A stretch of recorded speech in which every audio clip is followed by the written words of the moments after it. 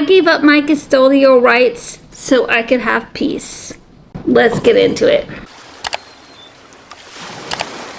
Please don't confuse custodial rights with parental rights. I never gave up my parental rights. I only gave up custody of my kids to their father. Because originally when we got divorced, the girls, our 2 daughters that we have, lived with me. They lived with me all through the separation and a few years into the divorce. But as soon as we were divorced, my ex-husband had to pay me child support, obviously, because we have 2 kids. And I barely had any money to my name and barely had a job. So he was paying, I don't know, somewhere upwards of $800 a month, $600 a month, somewhere in there. Shortly after the divorce was finalized, my ex calls me up in the middle of the day. I remember this clear as day. I was a leasing agent at this apartment community. He calls me up. And he goes to sit, and I go to sit by the pool and take the call because, quite frankly, I don't want to take my personal business calls in the office. So I go sit by the pool, and he basically threatens me, if you want to say, I don't know.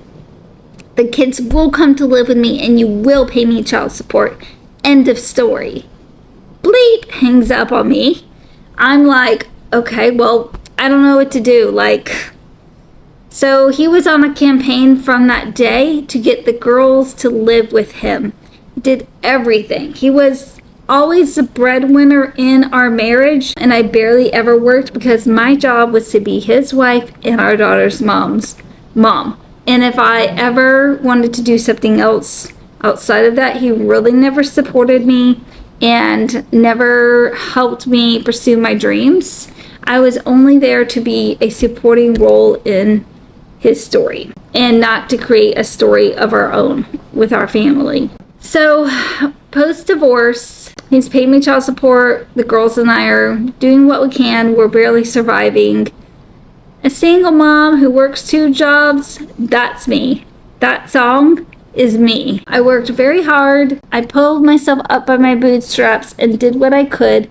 But life with mommy was not an easy one, nor was it a fun one. There wasn't not many vacations and trips and fun things as there was with their dad. He was able to shell out the coins to do all the fun trips to Disney and stuff like that. I've never been to Disney, not once in my life. And then fast forward a few years later, the girls, I'm moving to Raleigh, North Carolina after I put myself back through college and I've graduated, and I got us a 3-bedroom apartment.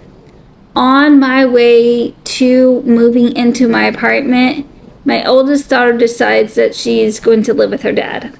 So now we are moving in when it was supposed to be the 3 of us to now it's just the 2 of us, my youngest daughter and myself. My youngest daughter lived with me. My eldest daughter lived with him. I didn't pay him any child support. He didn't pay me any child support. These are just agreements that we worked out amongst ourselves because, quite honestly, I just did what he told me to, because if I didn't, there was hell to pay. Anytime I stood up for myself, forget it. Hell to pay.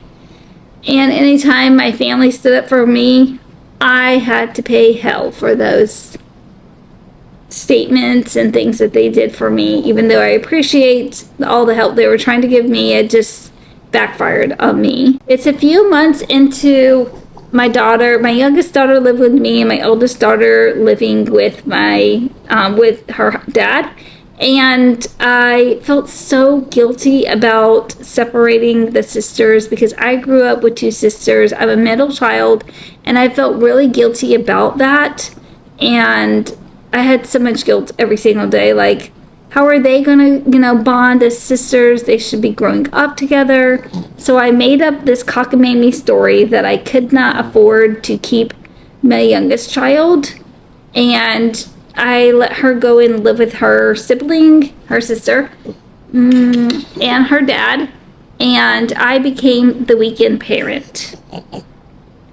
Now, all the things that I extended to my ex, like meeting halfway to exchange the kids and stuff like that, that I extended to him, I was never once extended to myself. That was never extended from him to me.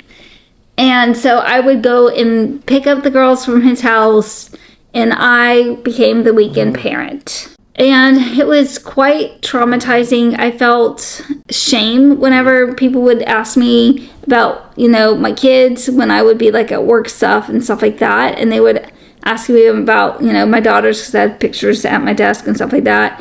Oh, where did they go to school? And I would just tell them some lie because I didn't want them to know that they were living with their dad. I literally felt so much shame and guilt. I didn't want anybody to think that I had like a drug problem or an alcohol problem or some kind of problem like that, and that's why the girls didn't live with me. I had so much shame around all of that for so many years, and it really held me back from a lot of things in life. It literally closed me off from so many people. I just became such a homebody because I felt so much shame. And I should have never felt so much shame about that. And I ended up paying him child support. I paid him about $800 and some change a month. It came directly out of my check from the state of North Carolina where I lived to him. And I did that for roughly 8-ish years. It's been a few years, and now both of my girls are 22 and 19. And so obviously I'm not paying any more child support for them. But that was a wild time in my life, and quite honestly, it never brought me peace. It never once brought me peace, because even after the girls went to go live with their dad, I still got tormented to the point that my ex had moved on. He had a new wife and another kid with this wife. She had a child that she brought to their relationship, and so now they had 4 kids. My 2, their 1, and her 1 under their roof. And he would still try to control me, even about my sex life. He would try to control my sex life and tell me who I couldn't. I don't really remember all of the ins and outs about that. I just remember telling my lawyer, who told me that if the girls wanted to go live with him, that the court would decide that that's what was to happen. And that's why I didn't fight about it too much. When my lawyer told me that, I was like, well, I'm not going to put my kids through court and a trial if I have to, or whatever happens with that. She told me they would go on the stand. I don't know if that's true or not, because that's just what she told me. And I didn't want to put my kids through that, and that's kind of why I also let them go to live with him. Even though this man has a lot of childhood trauma, and I didn't want my kids to go live with him because of that. But all in all, I made the best decisions I could have made based on the fact that I felt so much pressure from him. And just, I was so broke. There was so many times that I was living off food stamps just to survive. But I'm sharing my story mostly because I want younger women to know how important it is when you are picking the father and the mother for your children and picking your lifelong partner. It is quite literally the most important decision you will ever make in your life, besides what toppings you want on your Chipotle bowl. But totally, it's the most important decision you can ever make in your life. And if you can watch my story time and know never to date, never to marry, never to settle for a narcissist, and never just to settle in general, you are worth so much more, and you deserve so much in your life. And yeah, I hope that you've learned from my story time. I love y'all. Bye.